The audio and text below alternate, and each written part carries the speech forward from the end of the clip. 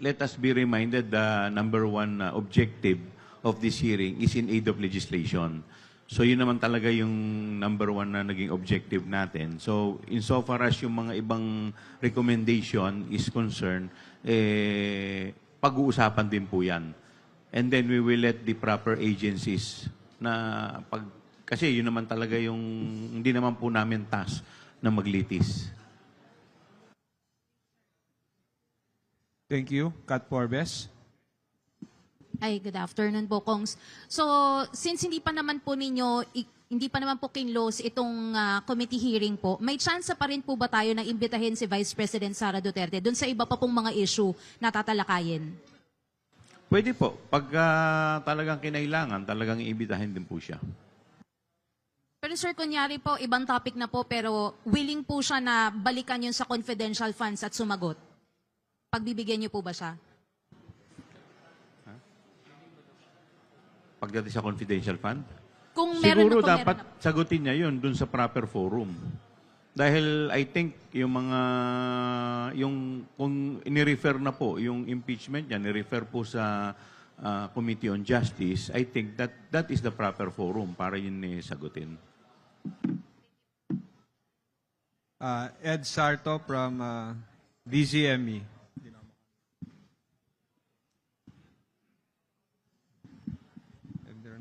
Good afternoon po, Kong Chairman Chua and Congressman Adjong. Sir, clarification lang. Can we get a categorical answer? Kasi puro parang ang dating is once na nag-start na ang impeachment hearing, whether in the Committee on Justice or in the impeachment court kung makakadiretso na doon. Are you going to stop the investigation of good government and public accountability to give way either sa Committee on Justice or sa impeachment court? Hindi po. Kasi po ang in-stop lang po namin is yung confidential fund eh. But insofar as the other fund is concerned, kasi kung kagaya po ng binanggit ko kanina, nag-emanate po ito dun sa manifestation ni Congresswoman Jinky at saka ni Congressman Valeriano. But yung kanila pong manifestation at yung kanila pong privilege speech ay hindi po nakatali lamang sa confidential fund. Confidential fund is just part of the manifestation and the privilege speech. Kaya nga, yun po yung kino-question ng ibang mga miyembro na bakit tayo hihinto, meron pa namang ibang issue other than confidential fund. But the main character, sir, doon sa iniimbestigahan ninyo ay haharap sa impeachment court. Tama po, pero kagaya po ng tinanong kanina, kung yung sa ibang issue naman po ay siya rin po ang involved. Kasi at the end of the day, kagaya po ng sa DepEd, yung sa computer, di po ba time din po niya yon, part din po yun nung manifestation ni Congresswoman Jinky. So, doon po haharap. Kung kinakailangan po siya ipatawag doon, ipapatawag din po natin siya doon. Kasama po ba doon si Cocoy Villamin sa 677 and doon sa 405 na no records with the PSA? Yes. Si Cocoy Villamin kasi, umappear yung pangalan niya both sa OBP at saka sa DepEd. So dito, lumabas dito sa PSA na hindi rin nag-i-exist sa birth, sa marriage, at saka sa death, si Cocoy Villamin. So yung 677, DepEd and OVP rin yun, sir? Hindi. Yung 677, DepEd alone. Iba pa yung sa OBP. And then magkano, sir, itong napunta sa 405 na walang records with the PSA? Magkano yung total confidential? In terms of amount, Yes, sir. hindi ko na-compute eh. Hindi ako aware. Ang pina-check lang namin is yung names. Pina-verify lang kasi namin yung mga pangalan pa. Pero gusto ko lang idagdag, yung amount in question really is 612.5 million. 612.5, both OBP and DepEd. Insofar as DepEd is concerned, 112.5 million. Thank you. Mela from PTB4. Sir, just to clarify, kasi yung una nating nasabi, 677.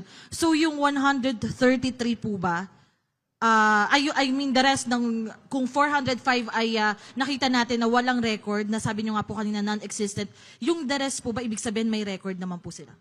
May record pero maraming kapangalan. Like yung iba, 5, may 10, may maraming pangalan. And sir, last na from my end, kung pagsasamahin yung mga pangalan na nakalap natin sa acknowledgement receipts ng OVP at DepEd, ilan po yun overall? Ilan po yung hinihintay nating verification from PSA mula naman sa side po ng OVP? Ang OVP, if I'm not mistaken, parang 2,000 ata yun eh. Kung hindi po ako nagkakamali. I will have to check and double check. I-double check ko yung sa OVP. So sa ngayon may nasa 2,000 names pa na Mas under malaki verification. kasi yung budget ng OVP eh. That is 500 million eh. So, kaya mas marami yung pangalan sa OVP.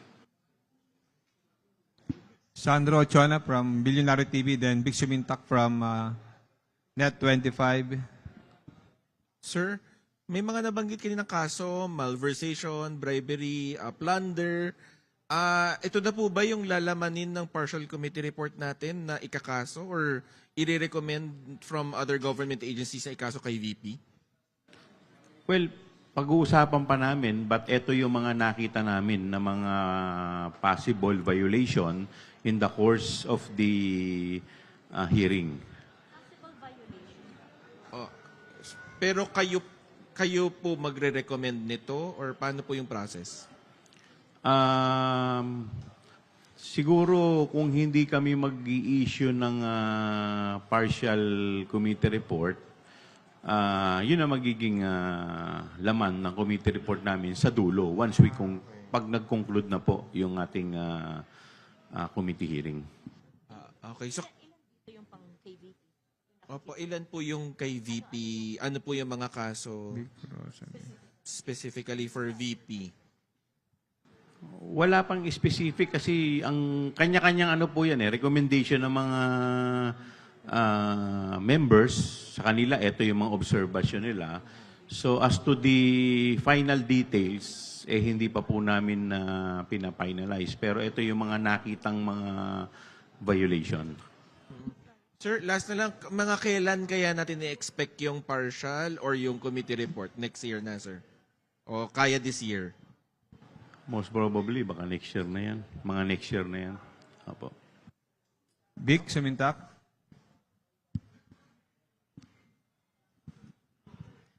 Sir, Chairman Chua, clarification lang. Since the investigation of the House Committee on Good Government and Public Accountability is not yet terminated, but you intend to release a partial report, especially on the investigation doon sa Confidential and Intelligence Fund ng Vice President.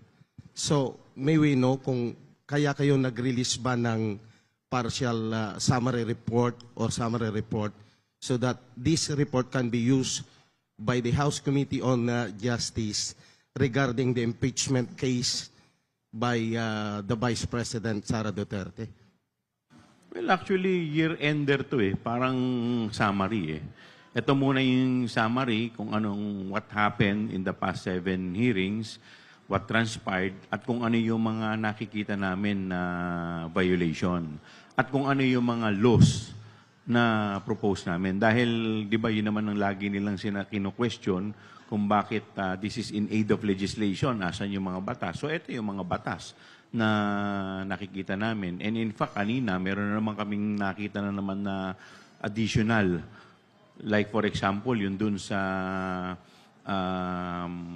yun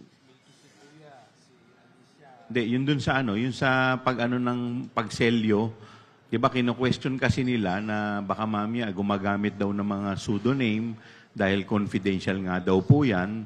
So, nakita namin na dapat ilagay na rin para mas clear doon sa mismong Joint Circular 2015. Magiging part din ng recommendation namin yan na kailangan it should bear the true identity or name. Idadagdag ko lang po, no?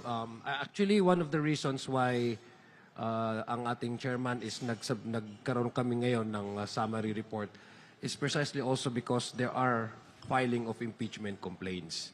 Now, we would not at any rate or at any way preempt whatever is the decision or how the Committee on Justice would appreciate these complaints. Kaya nagkataon lang talaga na may nag-file ng complaint at may re-refer na nga sa Committee on Justice. I think part of the committee's way of respecting what's going to be how the Committee on Justice will proceed and will approach the impeachment complaints is to summarize what we have discussed for the past 8 committee hearings. Sir, one last from my end. So, meaning to say, it can be used by the Justice Committee in the determination of forms and substance of the impeachment complaint against Vice President Sara Duterte, because in your hearing, lumabas din dan yung bribery, graft, and corruption, which includes in the impeachment case filed against the Vice President.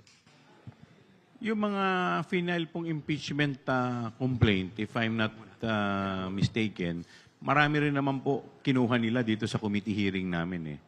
So, to answer your question, it will not prevent them from getting information, mga recommendation dito po sa aming committee hearing. Idadagdag ko lang, no. Balikan po natin yung kasagutan po namin kanina na that would depend on how the Committee on Justice approach the complaint. So, yung committee hearings naman po natin, it's a public record. It's being televised and being streamlined all over different social media platforms. So, I guess a way of really allowing kayong sa aking consideration, for my personal take on this is to allow the complaint, the impeachment complaint, referred to the Committee on Justice to have its way, how they would discuss that. Kaya nga po tayo ngayon nag-summarize is para hindi parallel while dinidiscuss natin yung mga issues, may mga katanungan tayo, at the same time doon sa kabilang kwarto ay nagdi-discuss sila ng impeachment complaint. I mean, that would, to me, that would certainly be something that should raise an eyebrow para sa akin. So just to be more circumspect in terms of allowing other committees to do its job, mas magandang i-summarize na lang natin kung ano na pag-usapan. Thank you. Rosalie Cas from UNTV, then followed by Dwight De Leon from Rappler. Good afternoon po. Question po from our desk. Kasi last meeting po ng inyo pong committee, dumalo po si Vice President Sara Duterte at nag-take ng oath. So may chance po na i-clarify, tanungin ng komite ang Vice Presidente sa mga alegasyon laban sa paggamit niya ng confidential funds as well as ng DepEd. Pero walang pagtatanong na nangyari kay VP Duterte last hearing. Bakit po ganun? Well, actually, may mga magtatanong supposedly sa kanya, but unfortunately, nagkaroon po ng incident kay Gina Acosta. Kasi yung mga congressman na nando doon, nakapokus muna sila doon sa mga SDO na umattend. So, siguro kung medyo natagalan pa, pupunta talaga kay BP Sara. Hindi po ba siya waste opportunity? Kasi early in the morning, if I'm not mistaken, in the afternoon hanggang gabi, present po si VP Duterte as well as the security officers po na kung saan dumaan yun pong confidential funds. Pero hindi sila natanong about dun sa mga allegations ng irregularities. Hindi po naman, dahil nilay muna yung predicate dun sa mga SDO. Yun ang pinaka-importante munang tinanong eh. But unfortunately, nagkaroon nga tayo ng emergency situation. Kaya po hindi po nakaabot kay BP Sara. Last na lang po on my part, yung pong inisa-isang mga kaso of legal liabilities, probable or possible legal liabilities, inisa-isa na po ba ito dahil may sapat ng batayan na nakita yun pong inyo pong komite para magsampa or mag-recommend ng charges to file against the key officials of OVP at DepEd under VP Duterte? Based po sa 7th hearing na nangyari sa atin, ito po yung mga recommendation ng mga member na nakikita po nila na possible violation na nangyari po sa mga paggamit po ng confidential fund. Thank you po.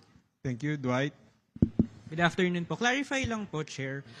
Yung legal liabilities, potential legal liabilities raised, stand ba siya ng committee as a whole and it's just that it's not yet final dahil potential pa lang, or is it just the stand of individual members? Kasi sir, there seems to be a system in the way it was presented, organized, parang bawat lawmaker may nakatoka sa kanya, ikaw di-discuss ng ganyan, ng bribery, ikaw mag-discuss ng malversation. It seemed like there was a system in the way it was presented. So parang group presentation siya by the Committee of Good Government. Ito po kasi nung nag-discuss po kami, ito yung mga stand ng mga individual. May kanya-kanyang observation po yan. And we have to realize na ilan po din sa mga lawmakers are lawyers. So ito po yung mga, and then they agree.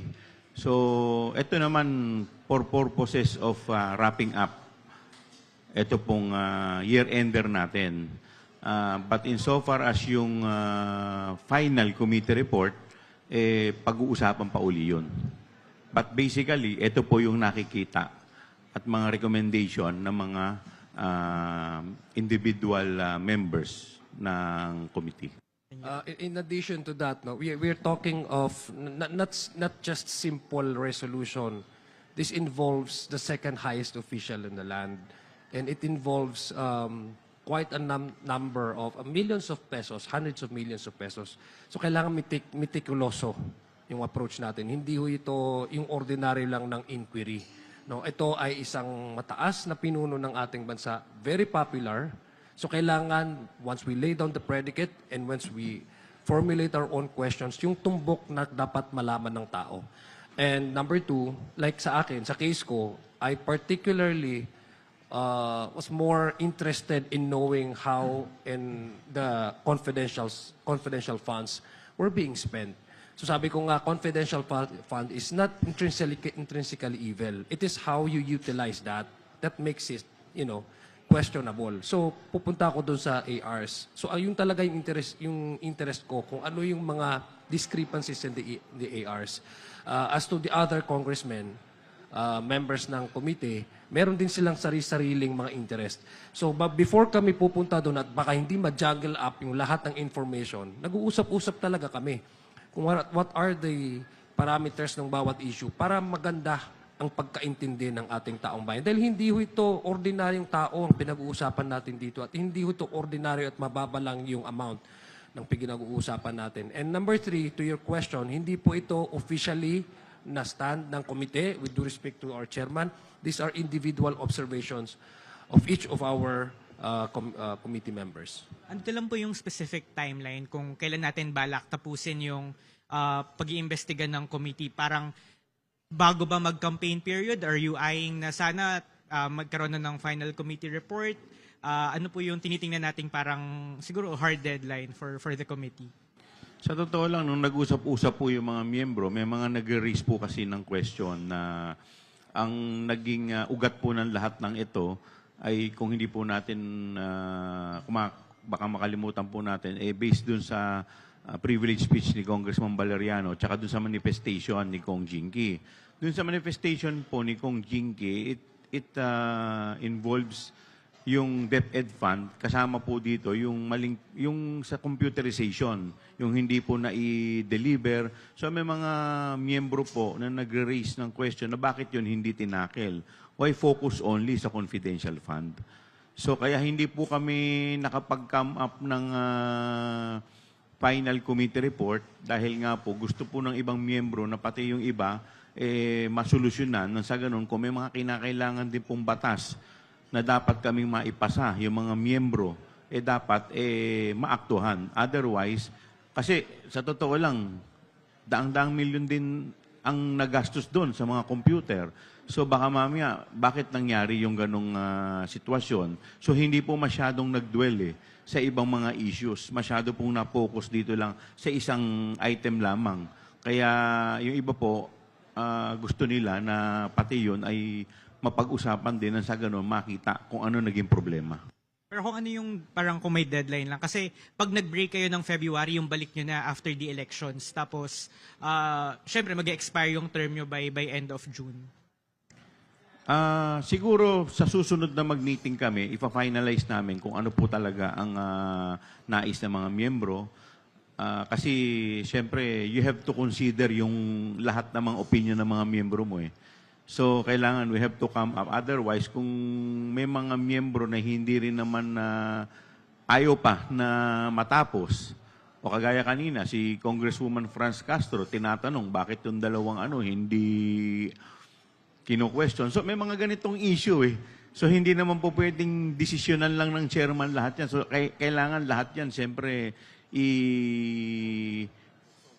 i-consider mo lahat ng mga opinion at mga insights ng iyong mga miyembro. Thank you po.